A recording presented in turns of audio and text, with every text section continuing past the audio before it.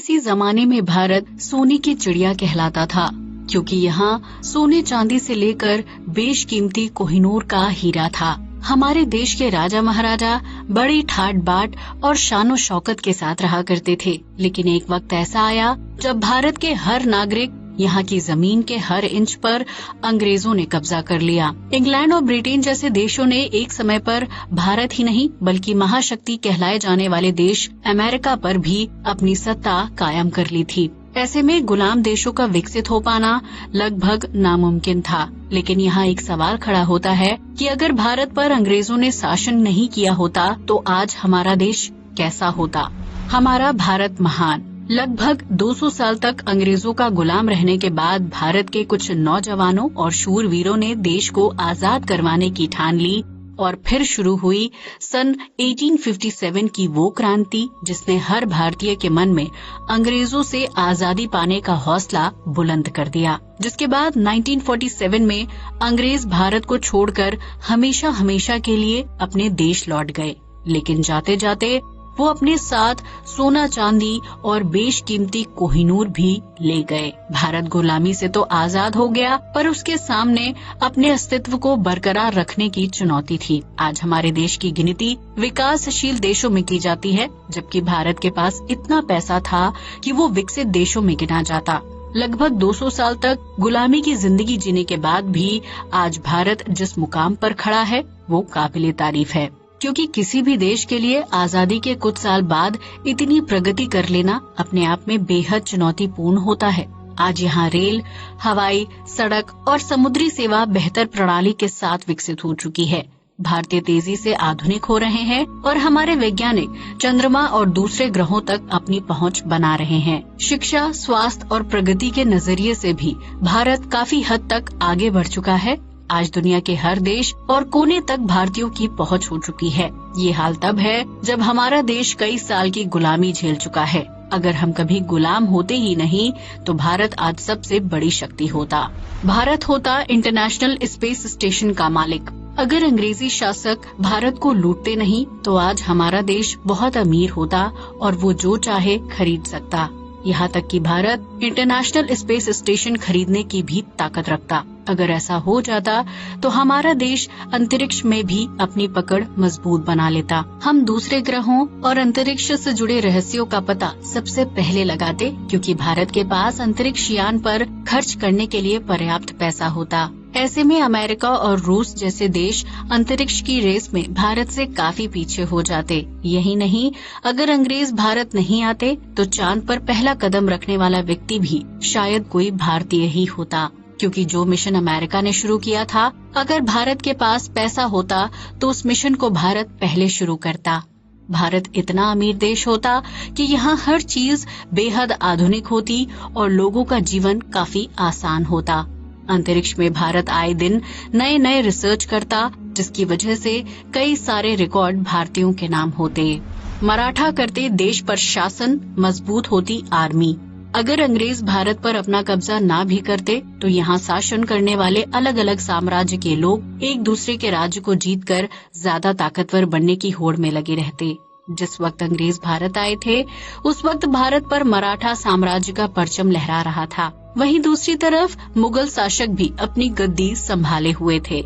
मराठा साम्राज्य के दौरान भारत में सैनिकों की संख्या तेजी से बढ़ती और हमारे देश की आर्मी यानी सेना काफी मजबूत हो जाती। ऐसे में कोई बाहरी देश हम पर आक्रमण करने या लूटने की कोशिश नहीं करता। इसके अलावा भारतीय सरकार अपनी सेना पर जरूरत से ज्यादा धनराशि खर्च कर पाती, क्योंकि हम एक अमीर देश होते। भारत के पास भी एक से बढ़कर एक मारक क्षमता वाली मिसाइल, पनडुब्बी और हथियार होते, जिसकी वजह से दुश्मन देश भारत से पंगा लेने की हिम्मत नहीं करते। अगर हमारी आर्मी मजबूत होती तो साल दर साल इतनी संख्या में हमारे सैनिक शहीद नहीं होते और बॉर्डर पर तनाव की स्थिति नहीं होती। पाकिस्तान और चीन जैसे भारत के पड़ोसी देश भारतीय सेना को देखकर कभी भी सीमा रेखा पार करने या आतंकवाद को बढ़ावा देने की कोशिश नहीं कर पाते। ऐसे में देश के अंदर आतंकवाद और तनावपूर्ण माहौल नहीं होता। कश्मीर में पत्थरबाजों की जगह पढ़े लिखे युवा होते। नहीं होती बेरोजगारी, डॉलर के मुकाबले मजबूत होता रुपया। सालों तक गुलाम रहने के बावजूद भी हमारे देश में टाटा और अंबानी जैसे अमीर वर्ग के लोग रहते हैं जो दुनिया भर के रईस लोगों के साथ उठते बैठते हैं। ऐसे में अगर भारत कभी अंग्रेजों का गुलाम नहीं हुआ होता तो हमारे देश में अमीर वर्ग के लोगों की संख्या काफी ज्यादा होती। यही नहीं, भारत की ज्यादातर आबादी एक समृद्ध जीवन व्यतीत करती और गरीब लोगों की संख्या नाम मात्र ही होती। अगर भारत के पास पर्याप्त मात्रा में पैसा होता तो उससे नए रोजगार और निर्माण कार्य शुरू किए जाते, जिससे युवाओं को बड़ी संख्या में नौकरियां मिलती। जब देश में अच्छी नौकरी की सुविधा होती तो कोई भी बेरोजगार नहीं होता और सभी का जीवन एक स्तर तक बेहतरीन होता। ऑफिस और फैक्ट्रियों में नौकरी करने वाले लोगों की तनख्वाह भी ज्यादा होती और अंतर्राष्ट्रीय बाजार में रुपए की कीमत भी ज्यादा होती। शायद डॉलर के मुकाबले रुपया ज्यादा मजबूत होता। ऐसे में बेहतरीन जीवन की तलाश में दूसरे देशों में जाने वाले लोग भारत में ही रहते और यहाँ की समृद्धि में अपना योगदान देते। विदेशों से शिक्षा ग्रहण करने आते छात्र। आज जिस तरह भारतीय युवा अच्छी शिक्षा के लिए विदेशों का रुख करते हैं, अगर भारत गुलाम नहीं हुआ होता तो ये नजारा बिल्कुल उल्टा होता। भारत इतना अमीर और समृद्ध होता कि यहाँ कई फेमस यूनिवर्सिटी और स्कूल होते, जिसमें पढ़ाई करने के लिए दूसरे देशों के छात्र भारत आते। जिस तरह लंदन की ऑक्सफोर्ड यूनिवर्सिटी दुनिया भर में मशहूर है, उसी तरह भारत के विश्वविद्यालय भी अपनी शिक्षा और सुविधा के लिए प्रसिद्ध होते। हमें ये नहीं भूलना चाहिए कि दुनिया के सबसे मशहूर गणितज्ञ आर्यभट्ट भारत से ही थे, जिन्होंने दुनिया को शून्य दिया था। आज यही जीरो हर अंक और गिनती को पूरा करने के लिए सबसे महत्वपूर्ण है। भारत के अच्छे अच्छे शिक्षक यूनिवर्सिटी में बच्चों को शिक्षा देकर उनके भविष्य को संवारने का काम करते और इसके लिए उन्हें बेहतर फीस भी मिलती।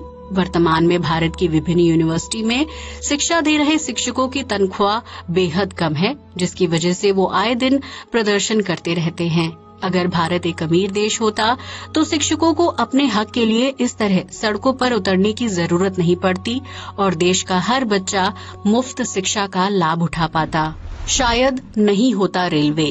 भले ही अंग्रेजों ने हमारे देश पर कई सालों तक शासन किया हो, लेकिन भारत में रेलवे की शुरुआत करने का श्रेय उन्हें ही दिया जाता है। भले ही अंग्रेजों ने अपनी सुविधा और व्यापार के लिए रेलवे लाइन की शुरुआत की थी, लेकिन आज ये हमारे देश की लाइफ लाइन बन चुकी है। अगर अंग्रेज नहीं आते तो हमारे देश के प्राचीन शासक घुड़सवारी और दूसरे संसाधनों का इस्तेमाल करके लंबी दूरी तय करते, जिसमें वक्त और पैसा दोनों ज्यादा खर्च होता। लेकिन रेलवे की वजह से एक समय में कम पैसा खर्च करके ज्यादा से ज्यादा व्यापार किया जा सकता है। इसके अलावा रेल में यात्रा करने वाले लोगों की संख्या भी सैकड़ों में होती है।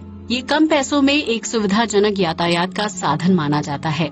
हालांकि ये भी हो सकता है कि अगर अंग्रेज भारत नहीं आते तो कुछ समय बाद दूसरे देशों को देखकर भारतीय शासक भी अपने देश में रेलवे का निर्माण करवाते। जाहिर सी बात है, अगर कोई देश इतना अमीर होगा तो वो अपनी आधुनिकता को बढ़ावा देने के लिए रेलवे का निर्माण जरूर करवाता। इसके अलावा आज देश के ज्यादातर शहरों में मेट्रो घूम रही है, वहीं कई जगहों पर मेट्रो का निर्माण कार्य चल रहा है। इससे अंदाजा लगाया जा सकता है कि अगर भारत हमेशा से आजाद रहता तो वो रेलवे क्या, उससे भी आधुनिक ट्रेन और बुलेट ट्रेन का निर्माण कर चुका होता। भारत की कार्य और निर्माण क्षमता दुनिया में किसी से छिपी नहीं है। 200 साल तक गुलाम रहने के बाद भी यहाँ बुलेट ट्रेन का निर्माण होने जा रहा है, जो अंग्रेजों की बनाई गई रेलवे को एक नए मुकाम पर ले जाएगा। भुखमरी का शिकार नहीं होती आम जनता। अंग्रेजों के शासनकाल के दौरान भारत में सालाना लगभग 30 से 40% जनता भुखमरी का शिकार हो जाती थी, क्योंकि उन्हें खाने के लिए पर्याप्त मात्रा में भोजन और इलाज के लिए डॉक्टर और दवाई नहीं मिलती थी। अंग्रेजी शासक भारत में उगने वाला अनाज और दवाइयों को जहाजों के जरिए अपने देश पहुंचा देते थे। ऐसे में भारत की बड़ी आबादी को एक वक्त की रोटी भी नसीब नहीं होती थी। उनसे दिन भर मजदूरों की तरह काम करवाया जाता था और उसका मेहनताना भी नहीं दिया जाता था। भुखमरी का शिकार होने वाली सबसे ज्यादा आबादी बंगाल में रहती थी। इसी जमाने में बंगाल को व्यापार के लिए सबसे प्रसिद्ध और अमीर राज्य माना जाता था। लेकिन अंग्रेजों के आने से उसी शहर में भूख की वजह से रोजाना कई लोग दम तोड़ देते थे। अगर अंग्रेज भारत नहीं आते तो हमारे देश में खाने पीने और दवाइयों की कमी नहीं होती। सब कुछ सुचारू रूप से चलता जैसा यूरोपीय देशों में चलता है। अस्पतालों का बेहतर निर्माण होता और लोगों को इलाज से वंचित नहीं होना पड़ता। भरपूर मात्रा में अनाज होता और दूसरे देशों को निर्यात यानी एक्सपोर्ट करके भारत अच्छा मुनाफा कमाता। कपड़ों के व्यापार में नंबर 1 रहता भारत। अंग्रेजों के आने से पहले भारत में कपड़ा मिल का व्यापार काफी तेजी से फल फूल रहा था, जिसकी वजह से लोगों के पास रोजगार और पैसे की कोई कमी नहीं थी। लेकिन अंग्रेजों के आने की वजह से समृद्धि की चोटी पर खड़ा कपड़ा उद्योग धीरे धीरे ठप होने लगा, क्योंकि उन पर अंग्रेजों ने अपना अधिकार कायम कर लिया था। बेहतरीन कपड़ों के मामले में बंगाल का कपड़ा मिल पूरी दुनिया में मशहूर था, लेकिन जिस बंगाल के जरिए अंग्रेजों ने भारत पर शासन शुरू किया, उसी बंगाल का कपड़ा उद्योग खत्म कर दिया। कपड़ों पर कारीगरी करने वाले लाखों लोगों को भीख मांगने पर मजबूर होना पड़ा, क्योंकि उन्हें अनगिनत शारीरिक प्रताड़नाएं दी गयी। भारत पर राज करने और भारतीयों को प्रताड़ित करने के लिए हम सिर्फ अंग्रेजों को दोषी नहीं ठहरा सकते, क्योंकि उन्हें भारत पर कब्जा करने का आमंत्रण तो कुछ गिने चुने लालची भारतीयों ने ही दिया था। उन्हीं भारतीयों की वजह से अंग्रेज बंगाल के रास्ते भारत के अंदर घुसे और धीरे धीरे सभी राज्यों पर अपना कब्जा जमा लिया। लाखों लोगों की मौत और लूटपाट के लिए सिर्फ अंग्रेज गुनाहगार नहीं थे, क्योंकि उनका साथ हमारे देश के ही लोग दे रहे थे। भारत आने वाले चंद अंग्रेजों को सेना स्थापित करने की छूट भारतीयों ने दी। इसलिए कहते हैं कि देशवासियों के बीच एकता होना बेहद जरूरी है। अगर हम सब एकजुट होते तो भारत आज भी सोने की चिड़िया कहलाता। अगर अंग्रेज नहीं आते तो हमारे देश की सूरत बहुत अलग और हटकर होती। अंग्रेजों ने हमारे देश से सती प्रथा जैसी सामाजिक कुरीतियों को हटाने में भूमिका निभाई थी, लेकिन उनके जुर्म भी कम नहीं थे। खैर, आज भी देर नहीं हुई है। अगर हम सब जात पात, धर्म और अमीरी गरीबी को छोड़कर सिर्फ इंसानियत का रिश्ता बनाएं, तो हमारा देश फिर से सोने की चिड़िया बन सकता है। लेकिन इस काम के लिए हर भारतीय को निस्वार्थ भाव से एकजुट होना पड़ेगा। साथ मिलकर बोलिए भारत माता की जय। आज के लिए बस इतना ही। वीडियो अच्छा लगा हो तो इसे लाइक और शेयर करें। साथ ही हमारे चैनल को भी सब्सक्राइब करें। जय हिंद दोस्तों।